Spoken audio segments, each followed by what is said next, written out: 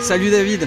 Alors en 2013, on s'en souvient tous, tu avais instauré un nouveau record de la piste à Carroll avec la R1 d'endurance du GMT.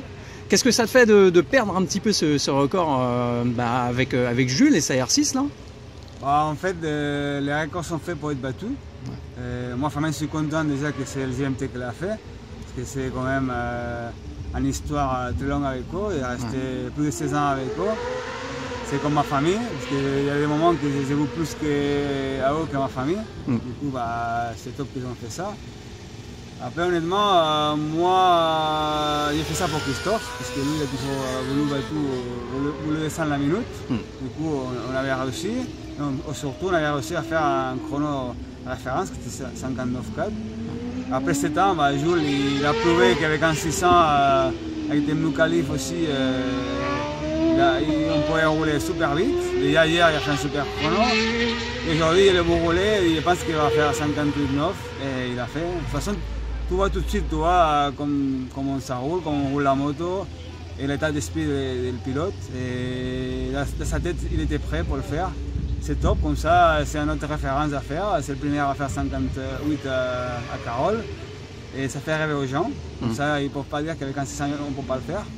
Et voilà, c'est top. C'est top pour le GMT, c'est top pour Yamaha, même si c'est Kawa, c'est top pour la Pouve et pour Carroll, non? Parce que c'est un circuit super technique, super difficile.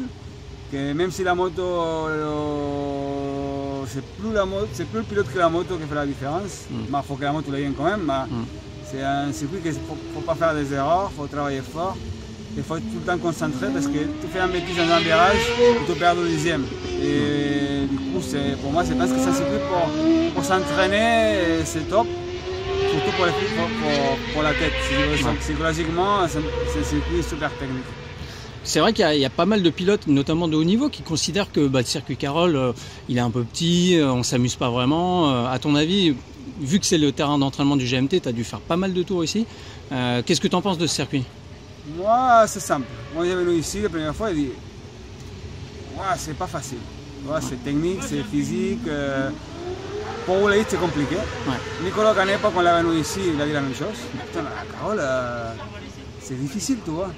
Et tous les pilotes qui sont intelligents, ils disent oui, c'est un petit circuit. C'est sûr que c'est pas Manicourt, c'est sûr que c'est pas Le Mans. Mais c'est un circuit qui pour s'entraîner, c'est un circuit top. Parce que ici, pour faire la moto parfaite, il n'existe pas. Parce que c'est une moto qui va bien au freinage, il ne tombe pas. La moto qui ne tombe pas, il ne va pas bien au freinage. Du coup, c'est le pilote qui faut qu'il fasse la différence. Du coup, tous les bons pilotes intelligents, ils savent que Carroll, c'est un bon piste pour s'entraîner. C'est un bon piste pour que le pilote il travaille, lui, avec le pilotage, parce que la moto va être jamais parfaite. Du coup, après, c'est sûr, c'est un petit circuit, c'est ce que c'est. C'est un circuit qui s'est fait pour les Parisiens pour venir ici pour ne pas rouler vite sur la route. Maintenant, ça fait un moment qu'on a les circuits au championnat de France. Ça prouve que quand même c'est un bon circuit. Moi, j'adore.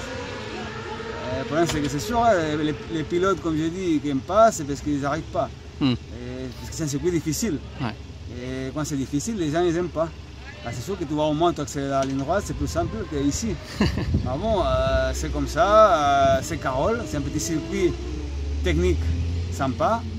Et voilà, c'est le record c'est fait. Et moi j'adore ici, même si les gens n'aiment pas, moi j'aime bien. Bon, et puis on va parler un petit peu du confinement aussi. Qu'est-ce que tu as pu faire pendant ce confinement? Est-ce que tu t'es occupé pas mal de ta fille, on imagine, mais est-ce que tu as fait un peu de moto quand même? En fait, avec le confinement, tu ne peux pas. Moi, c'est quelqu'un qui respecte les gens. Et j'ai toujours fait ça dans ma vie. Je ne sais pas si c'est l'éducation ou pas, je suis comme ça. Et il est resté chez moi. Il sortait juste pour rester à manger. Il est resté 2 mois chez moi, il n'est pas sorti. Il fait des rouleaux avec les vélos. Il est resté un projecteur. Il fait des vélos là, online pour 2 mois. Devant la télé. Devant la télé, c'est pour ça que j'ai mis un programme pour être avec les autres, tu vois. Parce qu'au bout d'un moment, tout seul, on dirait que ça fait un peu chier. Du coup, online, c'était plus sympa. Du coup, j'ai fait beaucoup de vélos, beaucoup de renforts musculaires à la maison. Et m'occuper de ma fille, parce que c'est le but, tu vois, quand c'est les petites comme ça, j'ai la chance d'être tout le temps avec elle et ma femme à la maison. Du coup, j'ai partagé mon temps avec ça. Du coup, j'ai pas par où passer le confinement, parce que quand tu es occupé à fond avec ta fille, ta famille et faire des sports, bah, ça passe vite, même si ça passe pas vite, ça passe vite. Et après maintenant, ça fait un mois qu'on est à Paris, à Paris à Meaux.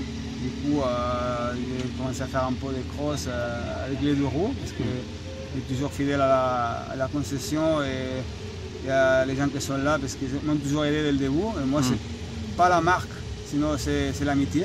Et moi, je considère que les couleurs et les marques, ça peut changer, mais les amis, ça ne change pas. Du coup, moi, j'ai toujours les 2 roues à mort.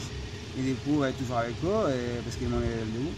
Et ils mettent les motos, ils me font rouler, du coup, c'est sympa. C'est les seuls qui font ça. Et du coup, je fais avec eux, je roule avec eux, et après un peu de vélo, un peu de physique, et m'occuper de ma fille.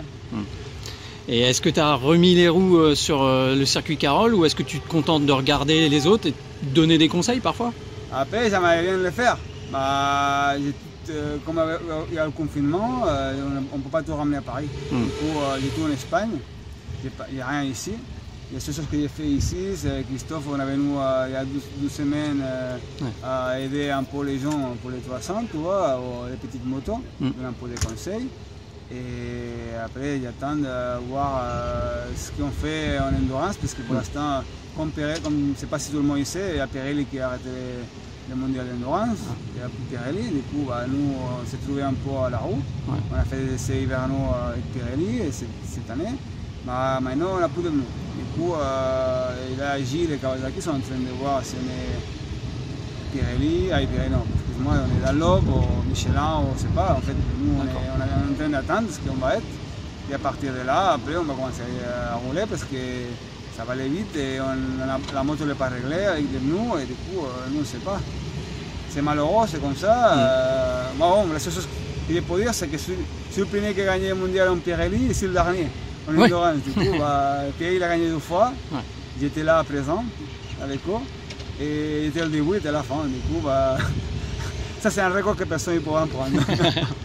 Ok, merci beaucoup David et à très bientôt. De rien, merci à vous.